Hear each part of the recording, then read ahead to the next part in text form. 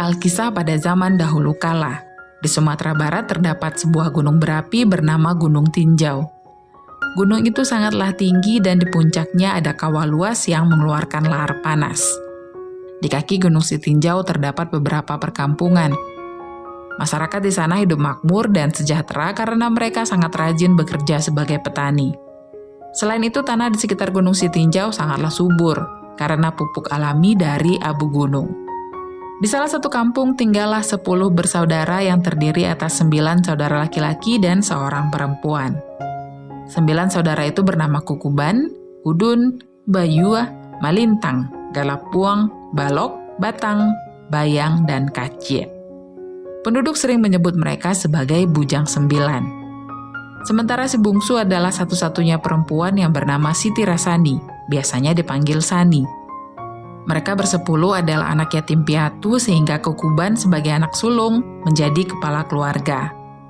Walaupun yatim piatu, mereka memiliki mama atau paman, yaitu saudara laki-laki dari ibu yang bernama Datuk Limbatang. Datuk Limbatang sering berkunjung ke rumah kemenakannya untuk mengajari mereka keterampilan bertani dan berbagai tata cara adat. Tak jarang pula ia mengajak istri dan juga putranya yang bernama Giran. Setelah dewasa, Giran jatuh hati pada Sani. Cintanya tidak bertepuk sebelah tangan karena Sani pun menaruh hati, sehingga mereka menjadi sepasang kekasih. Mulanya mereka berniat untuk merahasiakan. Namun karena khawatir akan menimbulkan fitnah, mereka pun berterus terang kepada keluarga masing-masing. Kedua pihak keluarga sangatlah senang, karena hal ini bisa mempererat ikatan mereka sebagai keluarga. Giran pun sering mengunjungi rumah Bujang 9, bahkan membantu mereka bekerja di sawah. Ketika musim panen tiba, semua penduduk kampung mendapat hasil panen melimpah. Hingga diadakanlah gelanggang perhelatan, yaitu adu ketangkasan silat.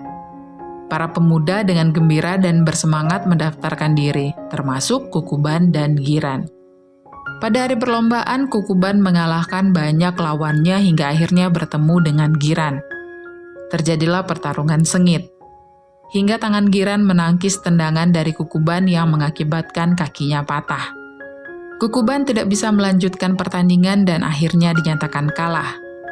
Ia pun kesal dan menyimpan dendam karena merasa dipermalukan di depan umum. Beberapa bulan kemudian, Datuk Limbatang bersama istrinya datang ke rumah Bujang 9 untuk meminang Sani. Kukuban menolak pinangan itu karena sakit hatinya kepada Giran. Sani yang mendengar dari dalam kamar merasa benar-benar sedih mendengar penolakan kakak sulungnya, karena ia sangat mencintai Giran. Giran pun demikian. Ia menjadi sering murung karena telah ditolak oleh keluarga perempuan yang dicintainya. Pada suatu hari, Sani dan Giran akhirnya bertemu di sebuah ladang di tepi sungai. Mereka membicarakan apa yang sebaiknya dilakukan, tetapi tidak ditemui jalan keluarnya. Hingga Sani pun memutuskan untuk pulang.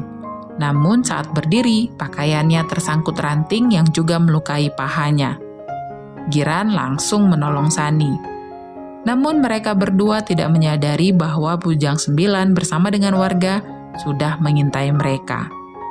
Mereka didatangi dan dituduh melakukan perbuatan asusila, hingga dilakukanlah persidangan adat. Di persidangan, Sani dan Giran membantah semua tuduhan itu, karena mereka memang tidak melakukan apa-apa. Namun, ke-9 saudara laki-laki Sani dan juga beberapa warga lain memberikan kesaksian berbeda. Hingga sidang pun memutuskan keduanya bersalah karena telah melanggar adat.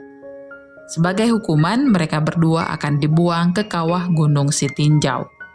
Sesaat sebelum hukuman dijalankan, mereka diberi kesempatan berbicara. Giran mengatakan bahwa mereka tidak bersalah dan berdoa, "Ya Tuhan, mohon dengar dan kabulkan doa kami. Jika kami memang benar-benar bersalah, hancurkanlah tubuh kami di dalam air kawah gunung yang panas ini. Akan tetapi jika kami tidak bersalah, letuskanlah gunung ini dan kutuk Bujang 9 menjadi ikan." Setelah berdoa, hukuman dilakukan. Giran dan Sani berakhir di dasar kawah Gunung Sitinjau. Tidak lama berselang, gunung meletus dengan dahsyatnya. menghancurkan perkampungan dan tidak ada seorang pun yang selamat.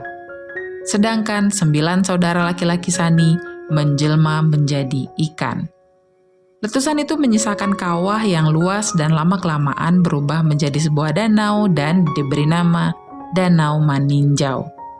Untuk mengabadikan kisah, nama-nama mereka dijadikan nama daerah yang berada di sekeliling Danau Maninjau, yaitu Tanjung Sani, Sigiran, Sungai Batang, Sikudun, Bayua, Koto Malintang, Koto Kacia, Sigalapuang, Balok, dan Kukuban.